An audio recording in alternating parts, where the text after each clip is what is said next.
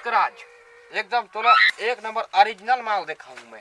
तेज राज है भोंगराज है भैया, बैठिए तो अरे मैं धान नु ले जाऊं यार जल्दी। एक बार बैठ जाए भैया, खुश हो जाइएगा, इतना जड़ी बूटी देगा आपको। चल दिखाता तोर जड़ी बूटी। बैठ आराम से भैया। इतना बढ़िया दवाई है ये मुसवा, अगर जहाँ चावे तुरंत इसको पीस के लगा देना, मुसवा का जहर तुरंत ही खत्म भैया। इतना ओरिजिनल मैं दे रहा हूँ कि मेडिकल में ना मिले इसे दवाई।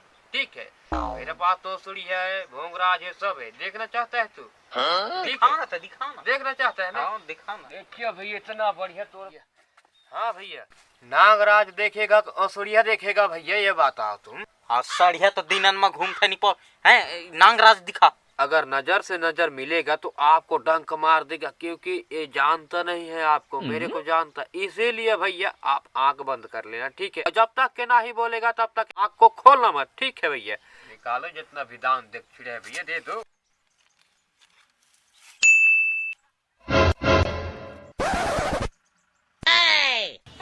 लेकिन एक सेकंड,